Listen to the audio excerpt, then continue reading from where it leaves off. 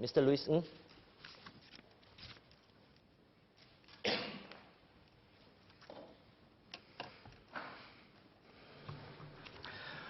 Sir, for over 20 years, the voices of single unwed parents have been heard in this House. Members have spoken with passion about the challenges facing single unwed parents and their children. Members shared concerns about how it is the innocent children who would suffer from the continued exclusion from society by discriminating against single unwed parents.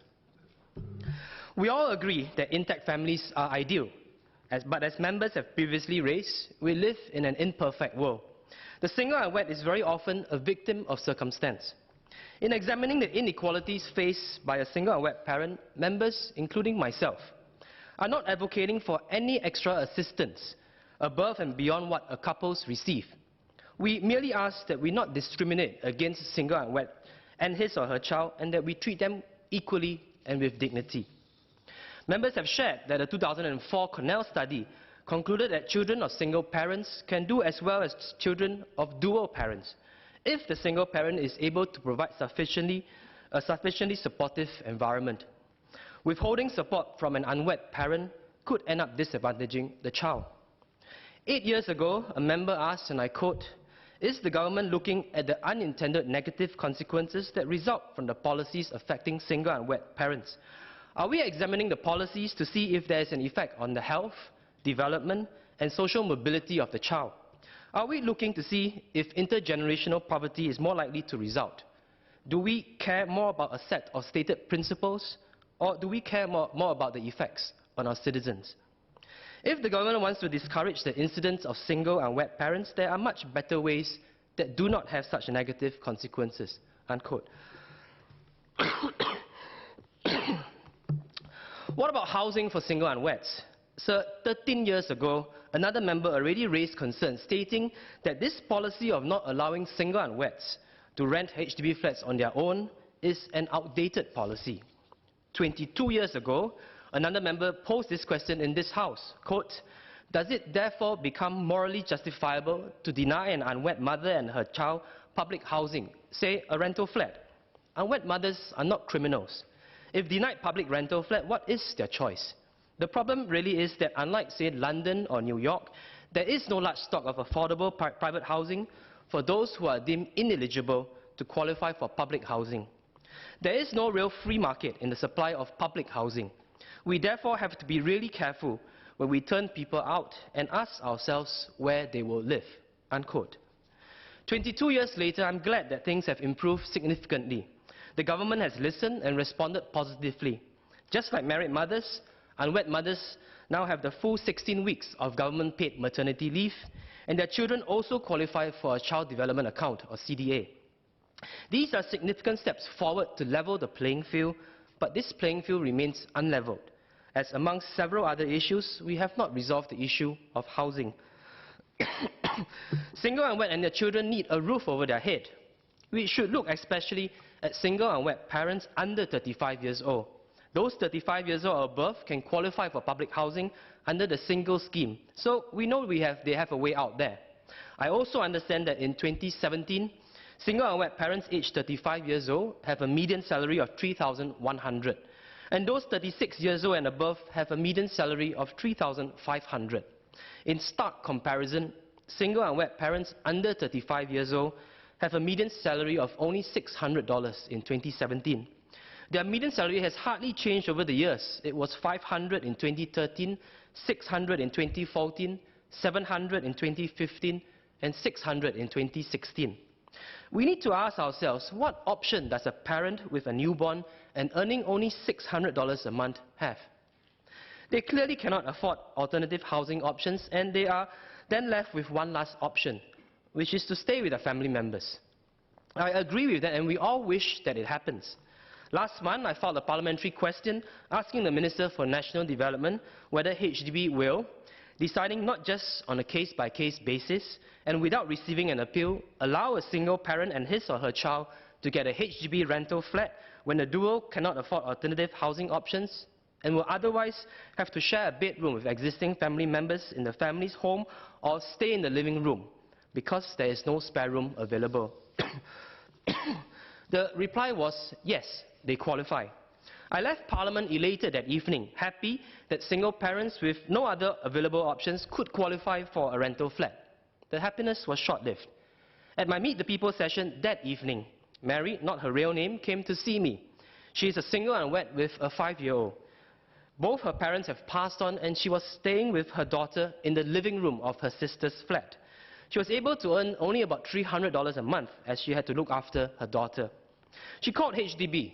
She was told that she and her daughter do not form a family nucleus, and as such, she did not qualify for a rental flat.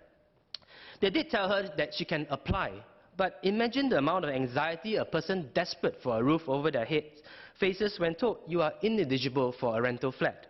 I have sent HDB an appeal letter for her, and I hope we will consider the appeal favourably. Sir, Mary is not alone. Only about a third of rental applications submitted by single unwed parents to HDB are approved. MND has previously said that, quote, in relation to meeting the housing needs of children with single parents, a range of government agencies work together to ensure that no child is without adequate housing, regardless of whether his or her parents are single or married, unquote. I'm glad that HDB has provided housing to single unweds under 35 years old and their children. But this is only on a case-by-case basis. Why?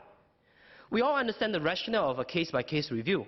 We want to be careful, but what we're doing is adding stress for people who already feel they're at the end of the road. Let me share another story of a single unwed whose extreme struggles were worsened by the stress and uncertainty of our housing policy. I met Emma, not her real name, at my MPS last year. She's a single unwed mother, and when I met her, her daughter was only 2 months old. They were both living in a shelter when they came to me for help. Emma is one of the most resilient persons I've met. She had to be. She is a living example of how housing has been a stress for all her life. From the age of 5 to 15, she grew up in a children's home. She was returned to her father for a short time before he disappeared from her life. She managed to stay with some relatives, but eventually had to move out because of the tensions that come with staying in a home that does not belong to you. At the age of 27, Emma had a child out of wedlock. Emma tried to apply for a rental flat, but was told to see an MP for help. She also got help from her social worker. Even her baby's doctor wrote a letter for her stating that, quote, as she, the baby, is currently staying in a shelter, she is frequently in contact with other residents who are unwell and hence predisposed to recurrent infection. As such, it would be greatly appreciated if the application for the HDB rental flat can be expedited, unquote. Emma did not shed a tear when she told me her story, and I asked her why. She told me that she no longer had any tears left. She was not asking for sympathy. She was simply looking for a roof over her head and her baby's head. I appealed to HDB to allow her to rent a flat, and I'm glad the appeal was successful. HDB replied that, quote, we are pleased to inform you that we have obtained special approval for you to rent a one-room flat with your daughter on compassionate grounds, unquote. I'm glad the appeal was successful, but the whole process was extremely stressful for Emma, who had a newborn, had no income, had no family members to help her, was living in a shelter which made her baby sick frequently, and she had to seek help from 3 separate sources. Shouldn't cases like this be a straightforward yes for a rental flat application rather than on a case-by-case basis? I think single unweds and their children will also face a strong stigma attached to them when they can only get a roof over their heads through special approvals on compassionate grounds.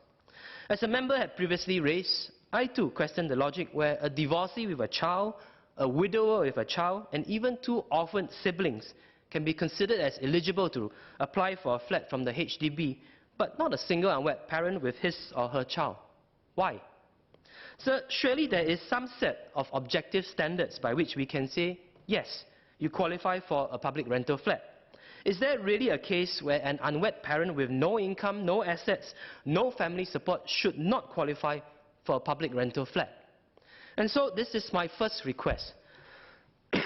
We should create and publish a set of eligibility criteria under which a specific group of single unwed parents under 35 years old can apply and get a rental flat without needing a case-by-case review or approval.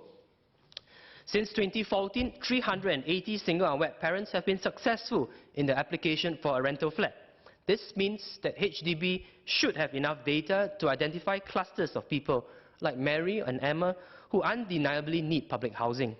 For other cases, we can still rely on a case-by-case review, but let's start by providing a sure yes to those we know definitely need our help. My second request is about the language we use. When single and unwed parents do get approval, I hope that HDB will no longer state that the decision was a special approval based on compassionate grounds. Can we, like all other applications, simply state that the application has been approved? My third request is that we specifically state on the HDB website that a single unwed and his or her child can apply, not guaranteed, but can apply for a rental flat. My fourth request is that our frontline officers be updated and no longer tell single unweds that they are ineligible for a rental flat. Instead, they tell them, like all other Singaporeans, they can apply if they meet the eligibility criteria stated on the website, and HDB will assess the application like all other applications. Let's make sure they don't feel discriminated against. My fifth request is that we introduce a scheme for single unweds under 35 years old and his or her child to buy a two-room flexi flat from HDB, similar to other schemes like the orphan scheme or joint single scheme, where there is a set of criteria one has to fulfill to apply for a flat. In the past 4 years, there were 121 requests from single unweds parents under 35 years old to apply to purchase a two-room flexi flat. Only 28 requests were accepted. The other applicants were assessed to be able to stay with family members. Sir, if we told any other Singaporeans that they were not allowed to buy a HDB flat as they could stay with their family members, I'm quite sure there would be a huge public uproar. Why then do we do this to single unwed parents? So I understand that MND is, quote, mindful not to undermine the prevailing social norm of parenthood within marriage, unquote, when helping unmarried parents. But this current housing policy does not prevent children being born out of wedlock. I understand the intent of the policy, but we really need to question whether it works. I have met a lot of single unweds, and many did not plan to have a child out of wedlock. It was the heat of the moment, and they got pregnant. In the heat of the moment, just before they have sex, nobody would stop and think, wait, if we do this and get pregnant and don't get married, we won't be able to get a HDB flat. Let's not have sex. All of us sitting here know that this will not happen. We have a policy that will not work. The only time when an unwed parent feels the impact of the policy is when he or she has a child and is looking for a roof over their heads. The message that we're telling single unweds is that they should get married. But do we want to force a couple to get married so that they can get a roof over their heads? What kind of marriage would that be? Is this really in the best interest of the child? There is another way out for the single unwed, which is to get married and then file for a divorce subsequently and get sole care and control of the child. They would then qualify for public HDB housing. This really doesn't make sense. In fact, the single unwed and his or her child who previously did not qualify for public housing will now not only qualify for public housing, but might get priority to get a flat under the assist scheme. I know the government is also concerned that if more help is given to single unweds, we will have a sudden increase in the number of single unweds. But this has not been the case. Since we provided the 16 weeks of maternity leave and the CDA to single unweds and their children, there has not been an increase in the number of single unweds. In fact, there has been a decrease. There was also no public uproar when we extended these benefits to single unwed and their children. Lastly, there might be concerns that people will have a baby just to get a HDB flat. Honestly, while there might be some who would do this, members of this House will agree with me that the vast majority of people will not have a child out of wedlock just to get a HDB flat. Our policies should cater to the majority, and we should not let the majority suffer because of what we feel the minority might do to game the system. At the end of the day, we need to remember that there are children involved here. There might be arguments about what the single unwed should or should not have done and how they should face up and bear the consequences of their actions. But the child is innocent, and the child needs a roof over his or her head, and the child needs a parent who is less stressed. So I spent the last 4 years speaking up for single parents, filing PQs during bill speeches, filing budget cuts, and filing a parliamentary petition. Honestly, my wife is getting a bit worried as people now come up to me on the streets and ask if I'm a single parent. At a recent meeting with a social worker to discuss about help for single parents, The social worker was so sure that I was a single parent since I spoke up so much about this issue. Let me assure everyone that I'm happily married with 3 beautiful kids, and I don't intend to become a single parent. But I do not need to be a single parent to understand the difficulties they face, the stigma they endure, and the struggles they go through each and every day. Single unweds are not asking for more benefits. They are asking that they and their child, all of whom are Singaporeans, be treated equally. In conclusion, I hope that 1, we can publish the criteria under which a specific group of single unweds under 35 years old can get a rental flat. 2, specifically state on the HDB website that single unweds and his or her child can apply for a rental flat. 3, update all our frontline officers that single unweds can apply for a rental flat. 4, no longer state in letters that single unweds obtain housing based on special approvals on compassionate grounds. And 5, have a scheme for single unweds under 35 years old and his or her child to buy a 2-room flexi flat from HDB. Let me end with a quote as always. Being a single parent is twice the work, twice the stress, and twice the tears, but also twice the hugs, twice the love, and twice the pride. I'm here to stand up for single parents and salute them for all they're doing for their children. I hope members of this House will join me and us, and that our policies will continue to change. Sir, I'm not the first MP to speak up about this, but I certainly hope that I will be the last MP who has to fight to level the playing field for single unwed parents. It's 2019. It's time to level this playing field. Thank you.